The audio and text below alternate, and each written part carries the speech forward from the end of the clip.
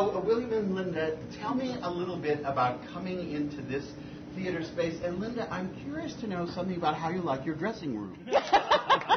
I love my dressing room. Well, tell us about it. Well, I've been busy. Hanging some drapes and...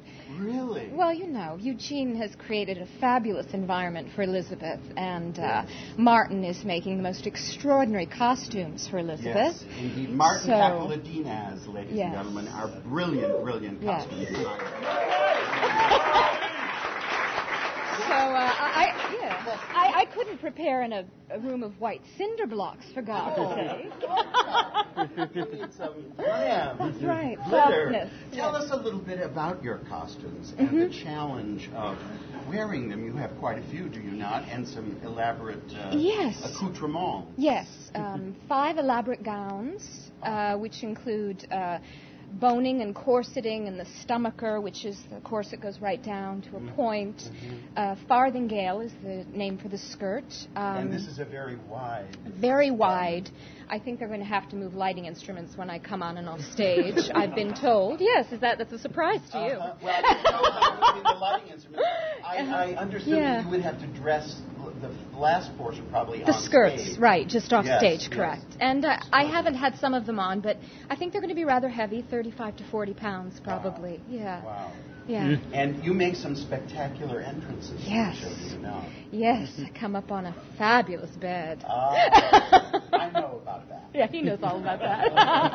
Now, William, let me segue to you and ask you, in terms of your preparation for the character, we had a fantastic day where we all sort of introduced ourselves as our characters, and we actually shared snippets of text and poetry that was resonating for us as we were working on our characters. And you chose...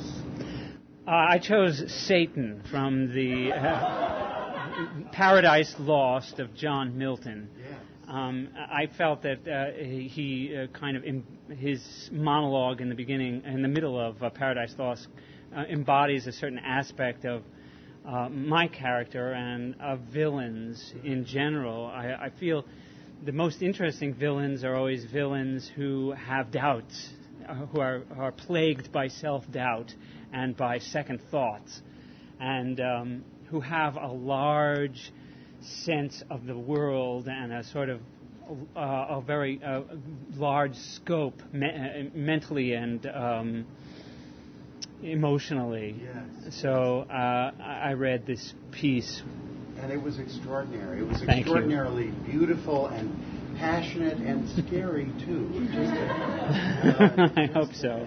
Amazing. Well, it's been a challenge for me to kind of rise to the size of this character. He's a much more weighty character than the types of characters I usually play are sort of usually quite more victims. And so it's been quite a challenge to really kind of grow in size, literally. And the costumes have helped with that a lot. Yes, indeed. Well, thank you both for Thank recording. Thanks for Wonderful to have you here.